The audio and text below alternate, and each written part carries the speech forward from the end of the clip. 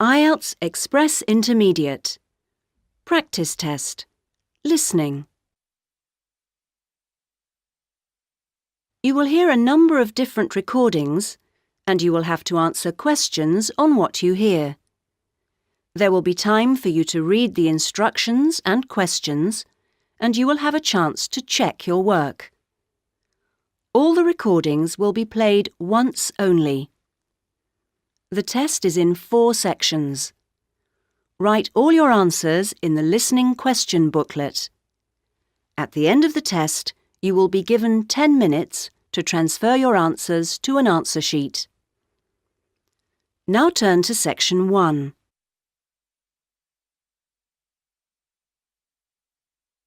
Section 1. You will hear a woman phoning about the shared house she is going to move into. First, you have some time to look at questions 1 to 7.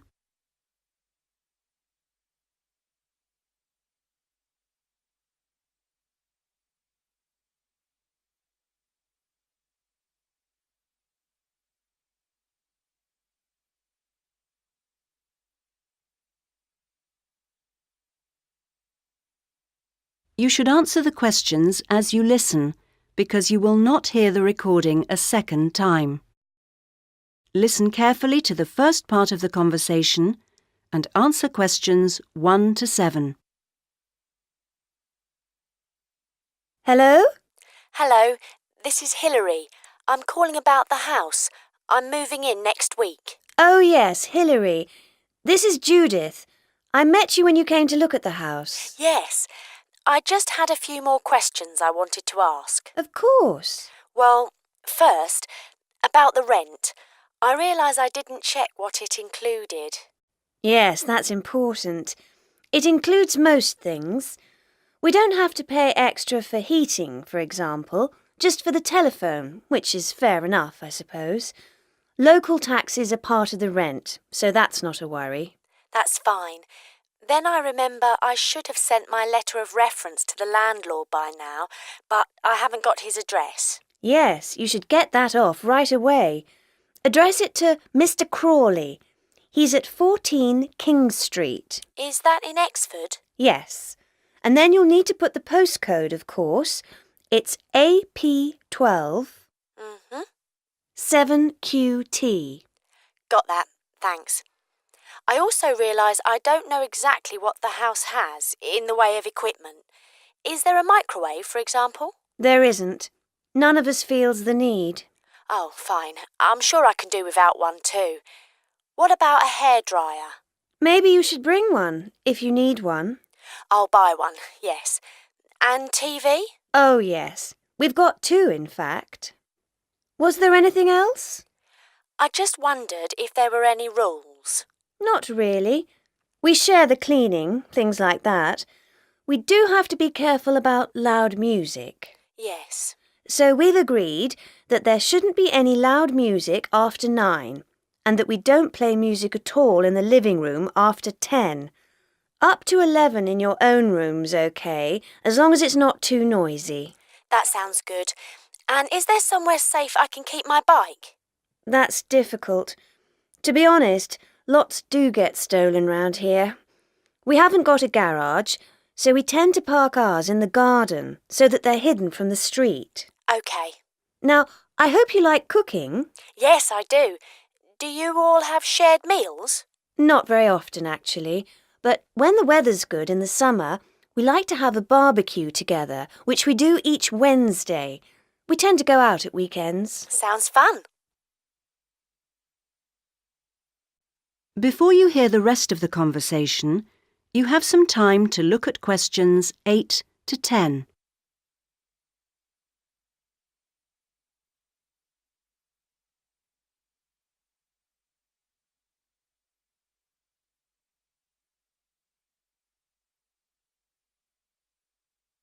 Now listen and answer questions 8 to 10. Are you familiar with this area? A bit. Actually, there are a few things that I'd like to know the location of. A bank, for example. Yes, there's one quite close. You just go up to the junction near the house, the one where 4 roads meet, and go straight ahead and then take the second left. It's a little way down there on the left-hand side. That's convenient. Another thing is that I'd like to check my emails quite often. I was wondering how far away an internet cafe was. Well, there are a couple actually, but one's much cheaper than the other. The one I use is very handy. You just go up to the big junction and then, well, I go straight ahead and then turn right so that it's on the right-hand side. Fine. And one last thing. Uh-huh. I need to go to the post office quite often. I'm hoping there's one quite close to the house. You're in luck. You'd walk up to the big junction and then, if you want a nice route, take the street that's slightly to the right. Then you'd want the second left and you'd find it on the right side of the street. Well, it all sounds great. So, we'll see you in a couple of days' time? Yes. OK. Bye. Bye. That is the end of section 1. You will now have half a minute to check your answers.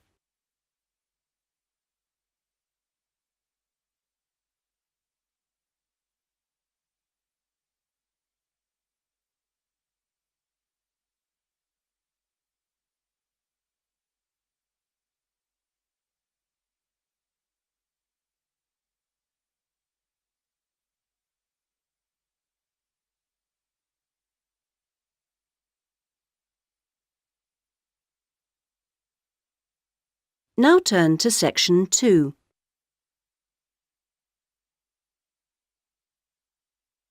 Section 2. You will hear part of a radio programme in which the manager of the Apollo Leisure Centre is interviewed about the centre. First, you have some time to look at questions 11 to 16.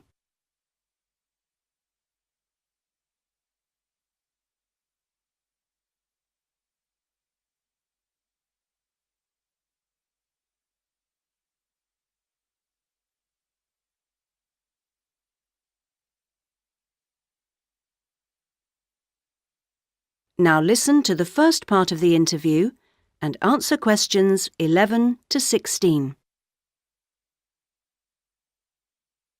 Next, I'd like to welcome Carol Brown, manager of the Apollo Leisure Centre. Carol, welcome. Thank you. Now, Carol, the Apollo seems a familiar sight, but how long has it actually been here?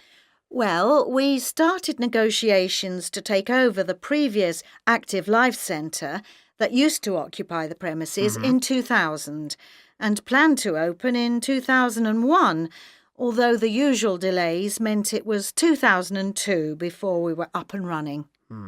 And do you have quite a mix of members, or are you focused on certain groups? It's pretty broad, actually. There are something like 200 adult members, so that's our biggest group, but we also have as many as 100 youth members, together with about 50 family group members. And I think we'll see that section growing to 100 over the next couple of years. Healthy numbers. Yes, and we'll be developing the centre to make it even more attractive. We're hoping eventually to build in a rock climbing wall, which would make a useful addition. We've already opened our swimming pool, which is hugely popular, and we'll have a massage room open within 12 months. Now, I understand you have different categories of membership? Yes, to suit every pocket. Blue membership includes all facilities for the member and a guest at all times, which is good for people with unpredictable timetables. If you can make it during daytime hours, red membership gives you excellent returns for your fee. As for only half price, you can use all the facilities during the day, and they're actually less crowded then. Green membership is designed for people who are only able to come infrequently, and so, of course, costs less. And there are chances to socialise? Oh, certainly. Our cafe is very popular and is a nice place to wind down and chat after working out or whatever. In fact, While it used to shut at 8, we've extended that to 9 now, with last orders taken at 8:30. It serves a whole range of food and drink. So if someone wants to join, what do they do? Come and see us.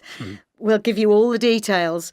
The induction process takes about an hour and a quarter, which includes 3/4 of an hour on average with a personal trainer, and something like half an hour being shown round the different facilities. So we'd be well looked after. Definitely. Now you have some time to look at questions 17 to 20.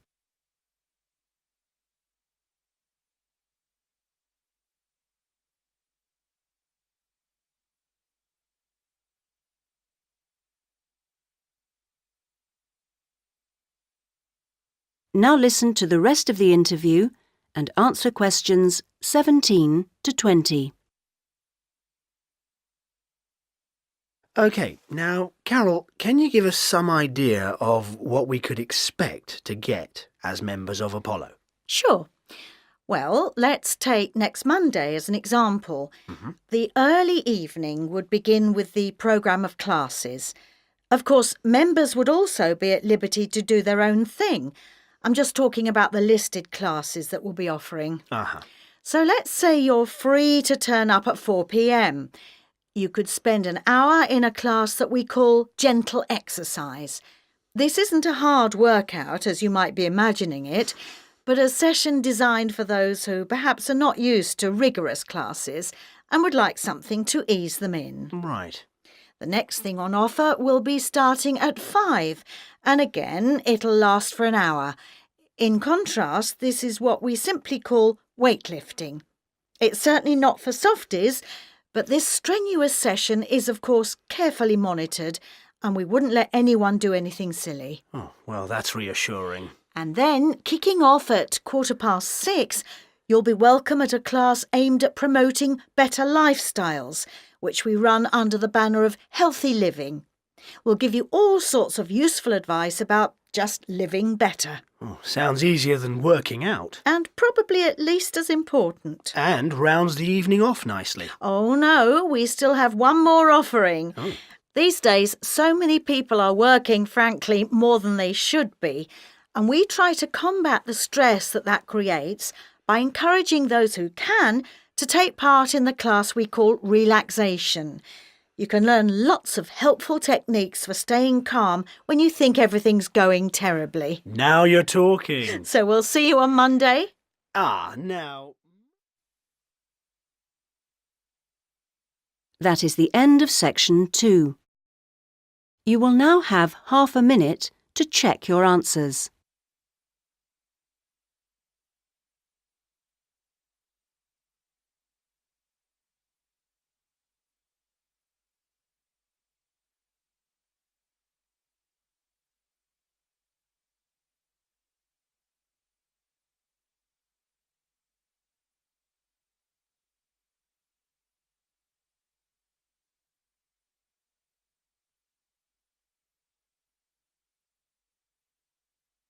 Now turn to section 3.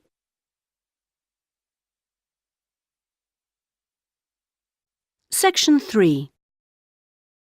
You will hear a discussion between a student, Aldo, and his supervisor, Dr. Hurst, about his research assignment. First, you have some time to look at questions 21 to 23.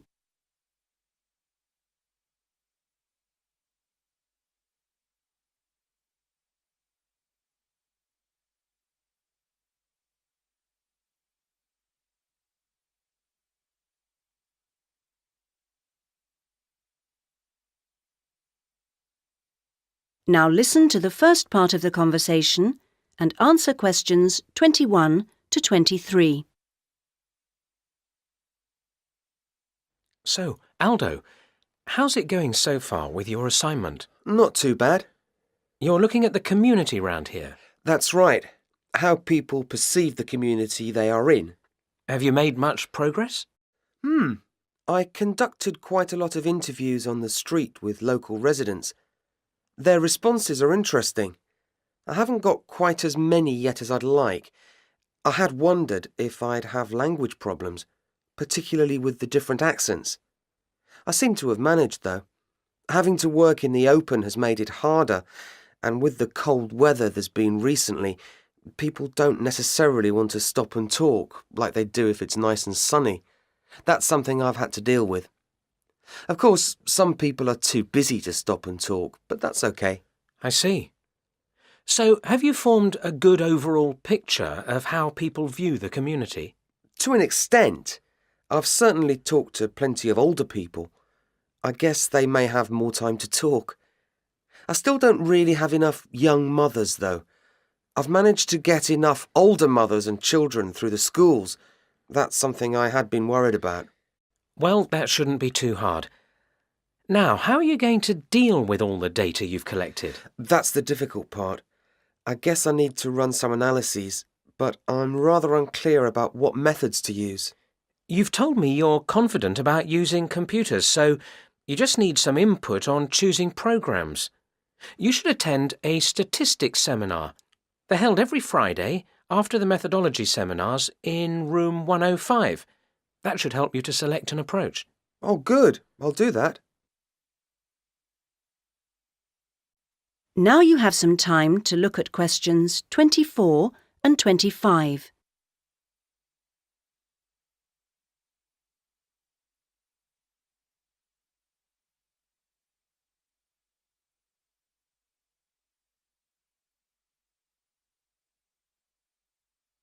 Now listen to the next part of the conversation and answer questions 24 and 25.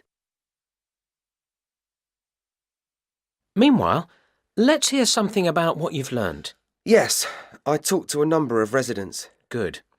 I imagine they didn't always have the same opinions. Views were certainly quite mixed. Take sports facilities. In general, people seemed to think they weren't very good. There's no swimming pool in the area, for example. But at the same time, there's a new football training area. It looks very smart to me, but it doesn't seem to get used very much. People seem to prefer sitting around in the parks. They enjoy that, taking picnics and so on. Although they want the council to be more efficient at cleaning, there's a lot of litter. People are obviously very concerned about their children's learning. The general view seems to be that early schooling at primary level is of a good standard in the area, but that this standard declines as children move up through the system. The colleges were criticised in particular. Now you have some time to look at questions 26 to 30.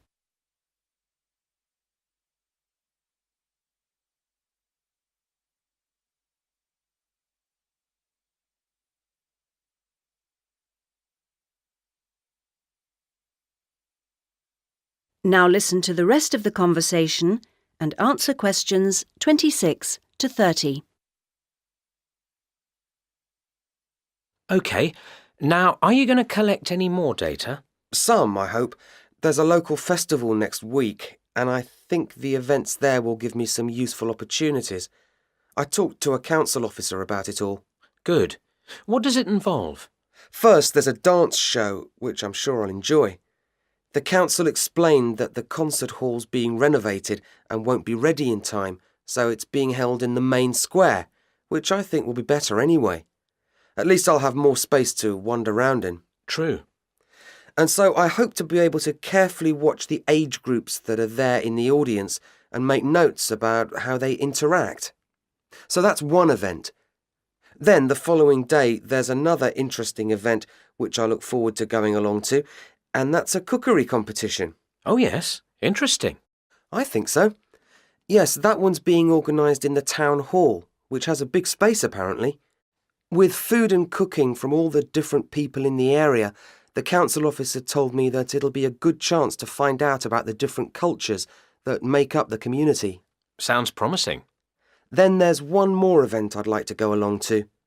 The council officer promised me that the courses fair will be interesting. It's going to be in the Langtree Theatre, and the officer said lots of teachers will be there. I've already talked to plenty of them, but he advised me to put some questions to the head of education, who will also be there. That's all very useful. OK, I suggest you come back next week. That is the end of section 3. You will now have half a minute to check your answers.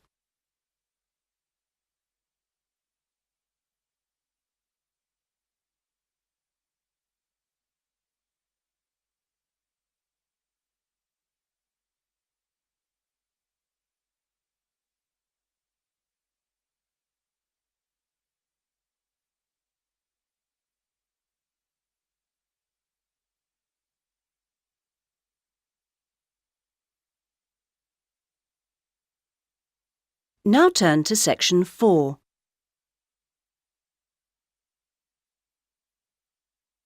Section 4.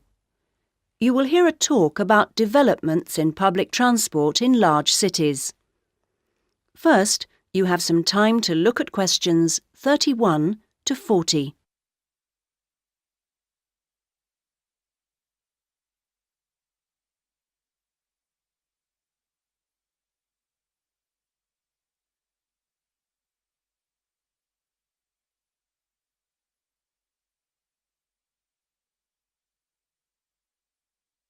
Now listen to the first part of the talk and answer questions 31 to 34.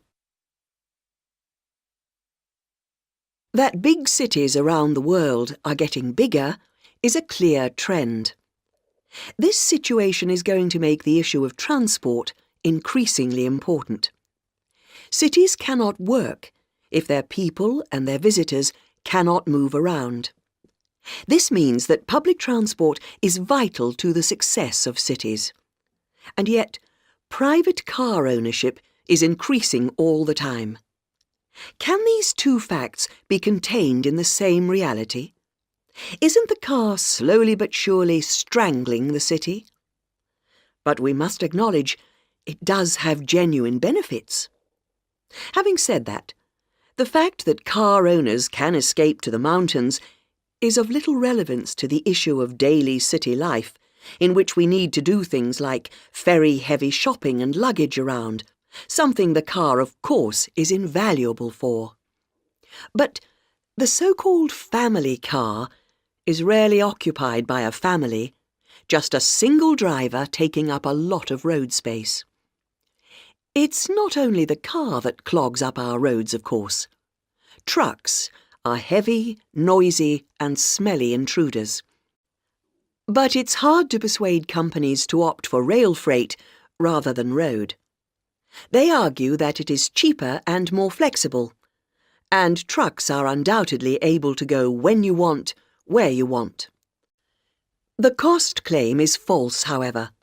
Truck companies don't hold themselves responsible for the environmental costs they incur, nor are they keen to calculate the time spent on repairs or delays.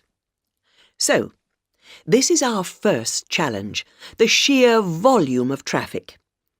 If we compare 3 developed and urbanised countries, we can see interesting differences.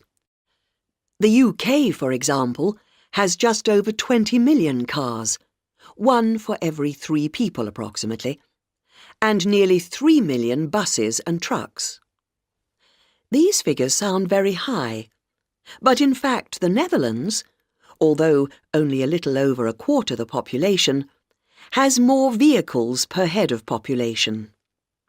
Meanwhile, Germany, bigger than both other countries put together, actually outstrips either in terms of vehicles per head of population. Now, there is no correlation between these figures and the percentages of journeys made on public transport. This means that the route to better public transport use is not abolishing the car, but rather making public transport better. Not surprisingly, where people can choose, they choose the thing they prefer, not the thing they don't. How do people judge public transport? Well, a major survey was carried out this year, indicating that there are many aspects, from clean interiors of buses to the proximity of routes to homes and workplaces.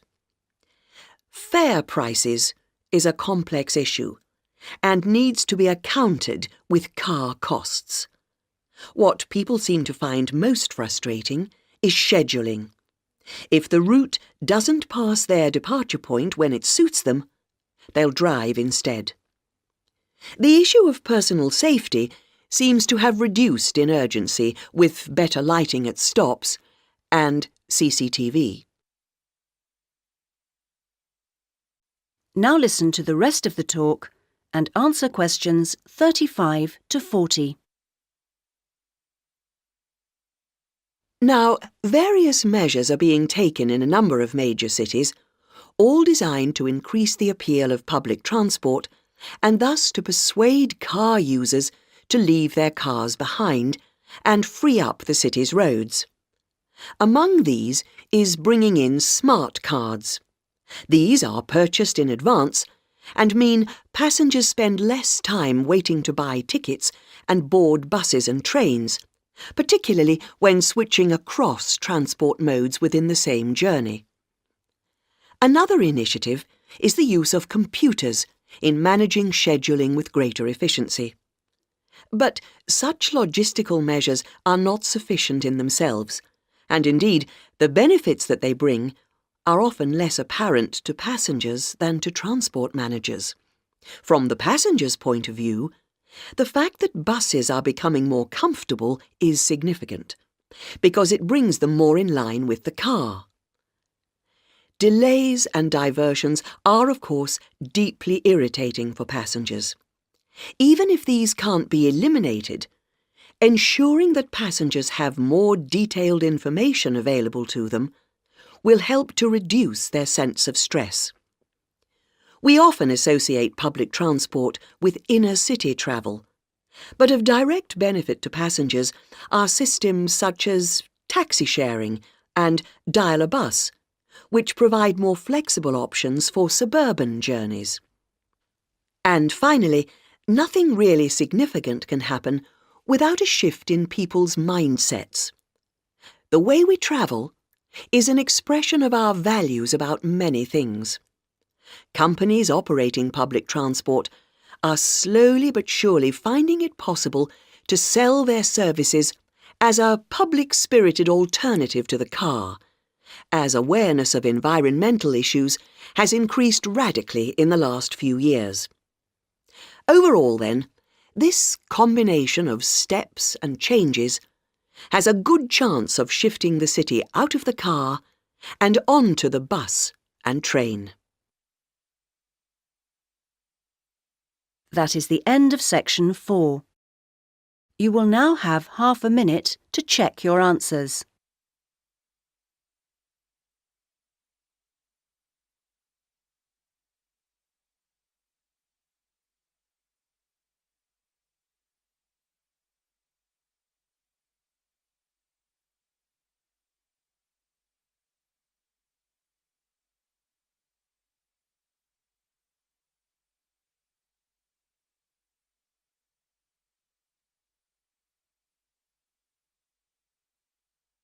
In the IELTS test, you would now have 10 minutes to transfer your answers to the listening answer sheet. That is the end of the listening section.